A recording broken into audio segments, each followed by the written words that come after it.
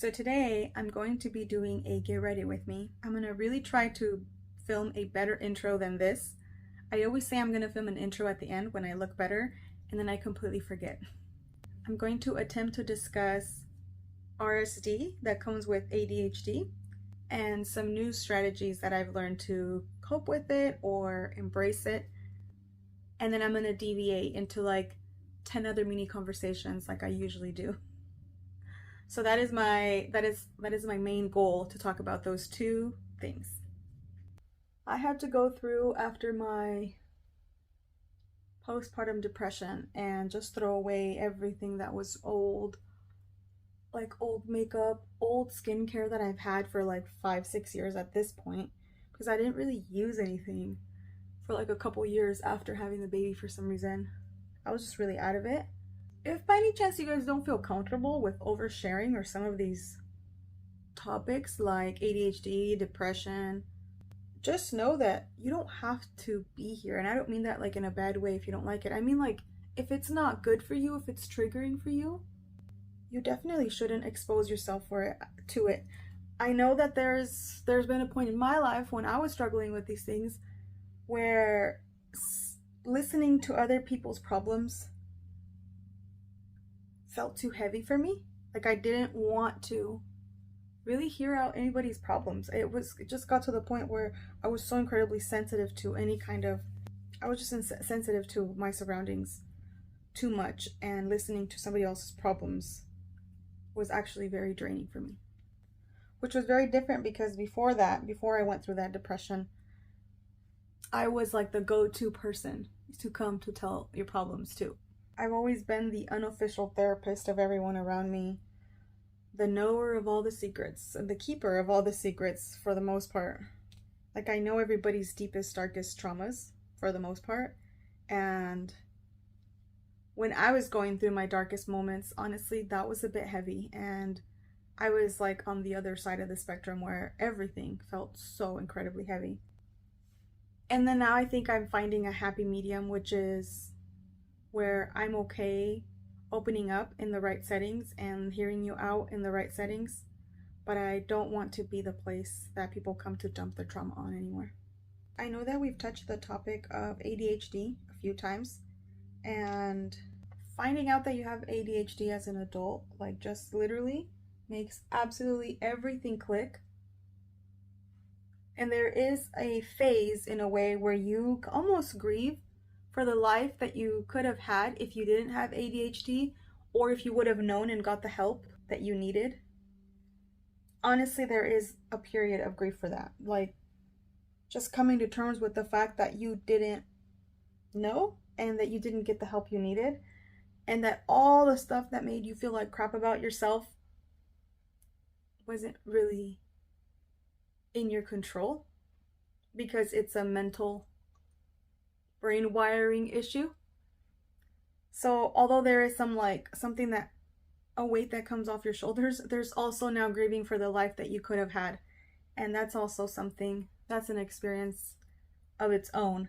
It's literally part of the process of finding out. So once I learned, seriously, this thing is peeling. So once you get past the phase of finding out and grieving for the life you could have had, you do start to learn. I mean, if you do your research, which if you have ADHD, it's very likely that you'll take a deep dive into it, and that'll be your hyper focus for some time. And then because everything starts to click, everything makes sense, everything in your life that ever felt like an obstacle, or that you felt insecure about, or that you felt like it made you like not belong, or made you feel abnormal in the world, everything is because of ADHD for the most part. And it even has a name, it has an acronym. And everything you thought was your personality. Okay, seriously? Anyway, so everything you thought was your personality and who you are and what makes you you and what made you unique and quirky, it turns out it's not at all. It's just your ADHD. It's a little mind-blowing at first, to be honest. But everything just clicks. Everything makes perfect sense. And you're like, oh, that's why I do that. Oh, that's why I'm always late to everything. I have time blindness. Everything. Everything, like, you almost like have lived your life up until this point thinking that everybody's in on something that you're not getting. And things seem, from our perspective, like they're so easy for other people. And a lot of the times we're doing the same things that they're doing, but we're working 10 times harder to accomplish the same things that are just like everyday little habits for somebody else. They make it seem so easy, and they just get up and do the thing. And for you to get up and do that thing, you have to sometimes plan weeks ahead, nights ahead, days ahead, and your day around it. And for somebody just, and some other people, like neurotypical people, just do the thing. So you realize just how much harder it is for you. Well, you've known it's harder. You just thought you had to do it because everybody else was doing it. It's just your life was on hard mode and theirs seemed like it was on easy mode. But at least knowing that you're on hard mode, you can make the right choices and you could work with what you have. And that's one of the things that was mind-blowing for me about finding out that I had ADHD, is that I kept trying to do things the same way, like the same routine that neurotypicals did. And I kept saying, like, what's wrong with you because you can't do the thing the way that they do it? And now that I know that I have that, it allows me to be like, okay, if this is what you want to do still, what ways that work for you can you implement in your life so you can get the same result? Because at the end of the day, the way it's done does not matter as much as the result does. So we can literally accomplish a lot of those things that other people can accomplish. We just might have to go about it a completely different way. And I kept just thinking that there was only one way of doing something, and that made me fail. That set me up for failure every single time when I wanted to just put myself in the same box as all these other people. And I'm not in the same box, and that's totally fine. But now I know what I'm working with. And now I know I can look for ways to combat it, to help it. And I want to embrace it, you know? There's a lot of things that make ADHD kind of special, and it kind of makes you special. You can definitely use them to your advantage. So I want to embrace it instead of shame myself for it, you know? Okay, what I'm trying to get at, the point of all of this was RSD.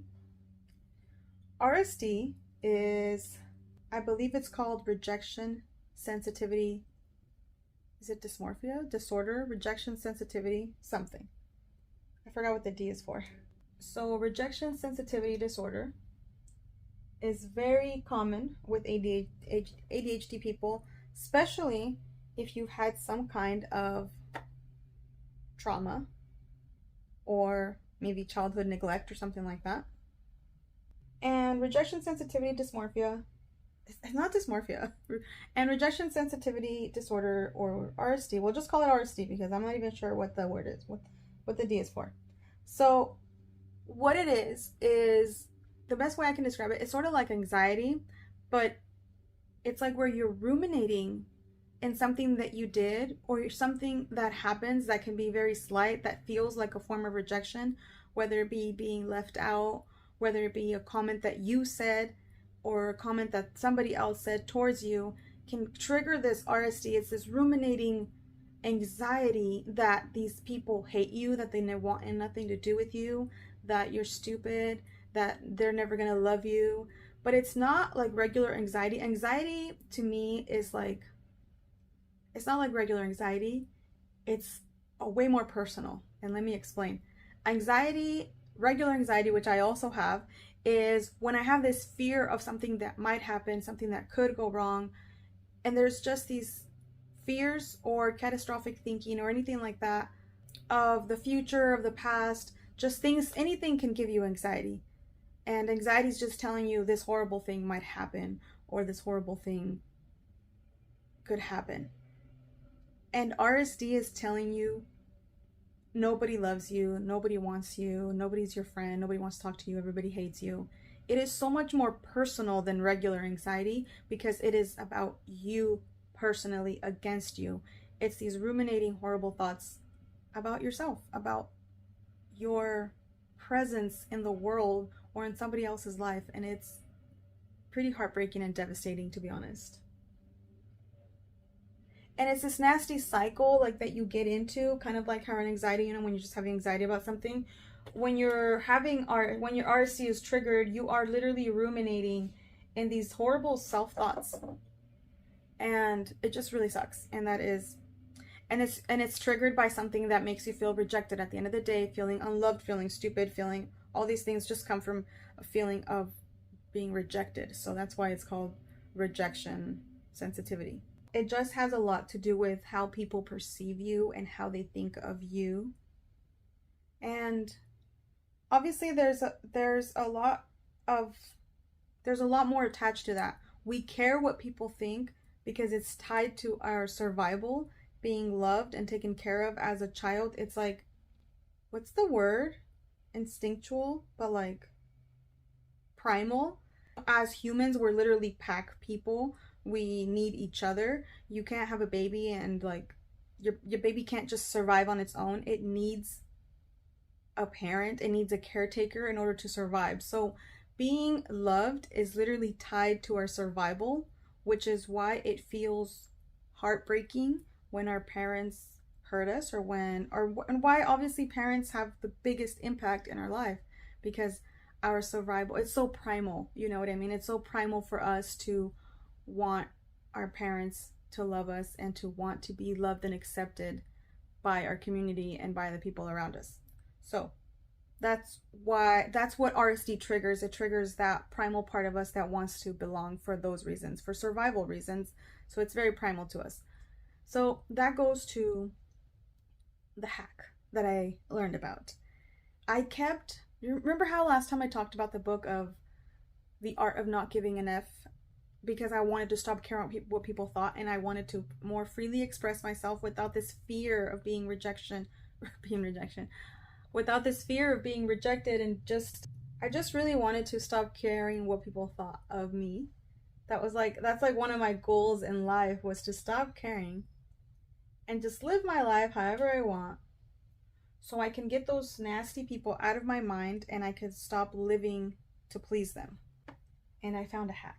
And you might think like, dude, that's not even a hack. Everybody knows that, okay? Even if you knew that, I didn't know this, okay? So if you're somebody who cares what people think about you and you're devastated by not being liked or by being rejected by people, by being criticized or judged, the hack is that I no longer want to stop caring what people think about me. I actually realize and acknowledge that I will always care what people think about me. I'm always going to be the kind of person who cares. I'm always going to care. I'll just admit it. I'm always going to care.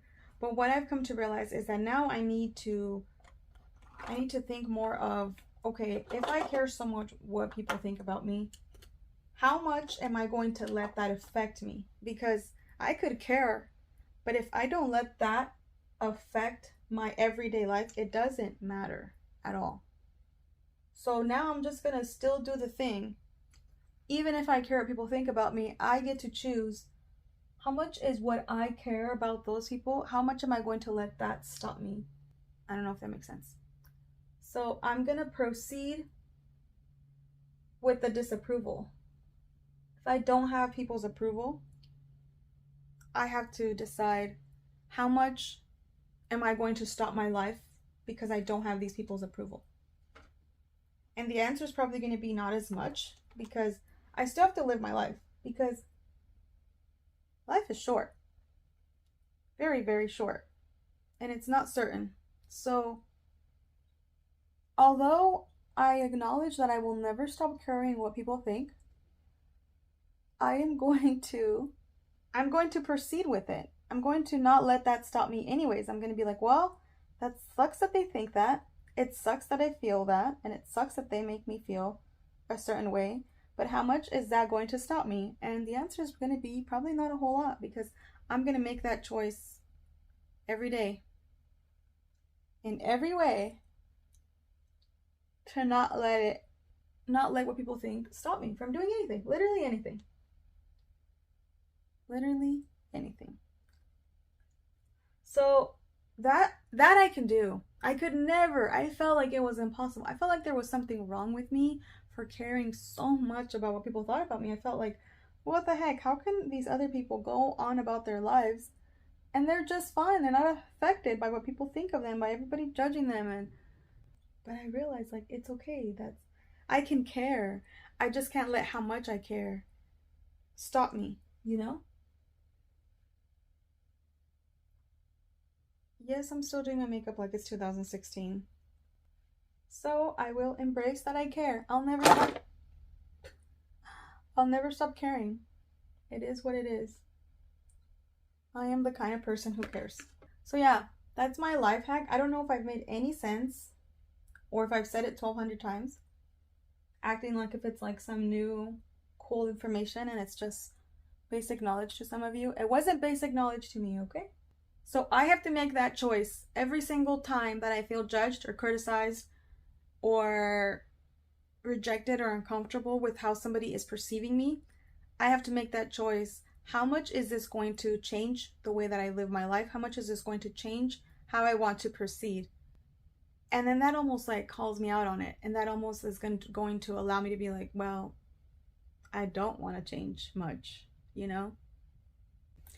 And as crazy as it is, you know, what people care about you, as crazy as it is, what people think of you is somewhat important. You know, your reputation is important in this world, unfortunately. You know, if somebody thinks that you are doing something horrific or evil, they could definitely ruin your life if they continue to think that. If it involves something illegal, you know, or unethical. So there's a reason why we care, you know? There's a reason why it's important. And I don't want to just figure out how to let that go. I want to figure out how to integrate that, you know? And how to give it the appropriate amount of importance in my life. The balance of like, okay, is this thought or comment about me super important that I need to adjust my life to it? Or is it just something that I just need to take who it's coming from and be like, this person's kind of bitter, kind of miserable, and they think this nasty thing about me. I guess I'll let them keep that thought because I can see how that's where they're at, you know? And if it's not going to affect me, I still have to proceed with my life. So that is how I'm going to approach that from now on. I'm doing my eyebrows with a dried up eyeliner. It's black, but since it's dried up, it's kind of gray now. And I have a perfectly good eyebrow pencil, but every time I do my eyebrows with it, they never come out good. I tried it twice. It's the new one I got from Give by Gwen Stefani. And my eyebrows come out like looking weird. And honestly, I can usually do my eyebrows with practically anything and make them work. For some reason, anytime I try to use this, I think I'm just using it wrong. I think it's like one of those pencils where you're just supposed to use it to make hair-like strokes. Every time they come out looking like blocky and weird. Let me do my lips. I never ever got into the trend of blurring out your Cupid's bow and like overlining it because I love my Cupid's bow. I think my Cupid's bow is like the cutest thing. It's like the nicest thing about my lips, so there's no way. And I really am a big believer in like not following the trends when it comes to makeup, but doing what's most flattering to your face. And I feel like definitely down the line we'll have some regrets on these trends. I don't know, I mean, there's a balance, you know, because you do want to like just live your life, go with the flow, not overthink it, but you also don't want to be out here looking all crazy. Remember how I said that I wasn't going to buy a bunch of makeup? Well, I bought a bunch of makeup. I made an order this weekend, this Memorial Day weekend, on Ether, Lawless, and RMS. Ether is like a natural or green clean brand that's going out of business, so they had some really, really good deals. And then RMS, I made an order for their blushes. It's one of those like really cool blushes because I didn't have natural blush powder. This is the only one I had, and I think it's pretty old. It has to be at least 4 years old, at least. And since it's like a natural brand, I just wasn't sure if it's still good or not. I mean, it doesn't seem like there's anything wrong with it. It's just very, very lumpy, and I just want to make sure I'm using safer products. So I got that. And then from Lawless, I got a bronzer because I didn't have a powder bronzer that was talc free. I had a little Physicians Formula one, and I decluttered it. Do you guys want to see all the makeup I decluttered because it was either old or it wasn't clean or it had talc? Like if it has crappy ingredients, I stopped using it. I'm trying to stop using everything that has crappy ingredients for the most part. Even this palette is 5 years old at this point. Probably going on, yeah, it's like 5.5 years old that I bought it. So this is like the oldest palette that I kept, and I'm thinking of just using it until the end of this year and then just going ahead and maybe letting it go. At 6 years, I think should be long enough for a palette. I feel like it's gonna have to retire. I mean, it sucks and it's kind of sad, but I mean, how long should I keep a palette? And I kept it because it doesn't have talc, it's talc free, and it's a nice palette. I like it, but I know it's a little bit old. Does anyone else that have relatives that passed away view their life as like before they passed away and after? Because the way that I know that this palette is 5 years old is because I bought it when we went out of town when my grandma was ill, right before she passed away, and I know that that was 5 years ago, and that's exactly how I know the time, because it's such a big moment, you know, when somebody really important, that everything is really traumatizing. I forgot who was telling me about that. I think it was my aunt. Just how much details we remember when something revolves something traumatizing. Just how we can't remember any other given day, any normal, nice, happy day, or even that's what it was about. It was that we cannot remember like our happiest days. Like if you think of the happiest days of your life, whether when a child was born, or when you got married or something like that, you can't remember small details about it. Like if you think back, like, you know, the day your child was born, what clothes were you wearing, or what perfume were you wearing that day? And there is some times where you can't remember because you were in the moment. And when it comes to our most traumatic things, our brain fixates on every tiny detail. You know what you were wearing, you know what was happening, sometimes you know what song was playing, you know what the smells were. Unfortunately, we remember the traumatic things so vividly. I'm sure there's some psychological explanation to that I don't know, but that kind of sucks, you know. Then that's how we get PTSD, and that's how we get re-triggered. But yeah, our brain really likes to screenshot our traumatic moments. It's like, screenshot, I'm gonna keep this for later to keep re-traumatizing myself. Would you guys be interested in a video about my first YouTube paycheck? Because I just got my first YouTube paycheck the other day, and I was thinking of making content about that, like how I grew my perfume channel to 1,000 subscribers, how I monetized it, and all of that. Are you guys interested in that? I'm sure you guys know I have another channel. Most of you know. It's just a perfume channel. It's very niche. Not the perfumes are niche. The channel is very niche for perfume addicted people.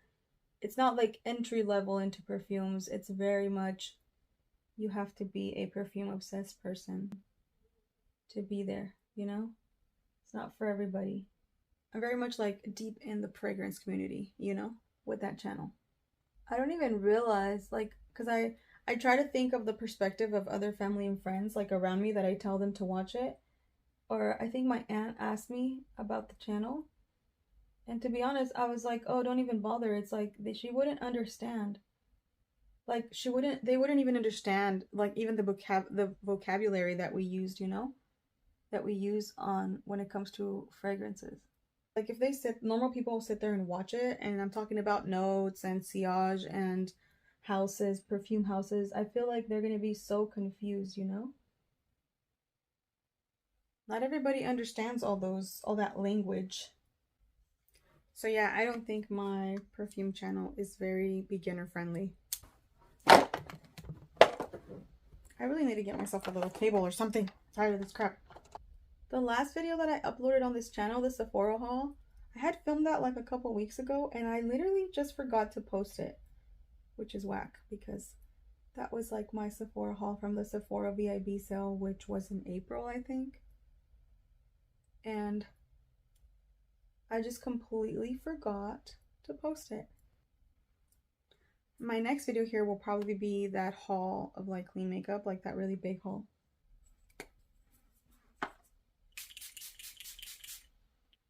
So that's something that I'm gonna work on, what I was talking about, the whole like caring what people think and just embracing it instead of, and just stop trying to be in denial that I can stop caring, because I can't, and that's okay. I really want to just be who I am more and like come out of my shell. I'm like 35 years old. I need to come out of my shell. I've been in my shell this time. I've been tiptoeing around everybody's judgment forever. I've been like contained, you know, like I've been trying to contain myself so I don't feel, just so I could feel like I fit in or feel tolerated by people, because I always feel like I'm such an inconvenience and a burden to everyone around me. And I don't want to inconvenience them literally with my existence and my personality. So I do want to, you know, leave that kind of mindset behind. Definitely easier said than done, you know?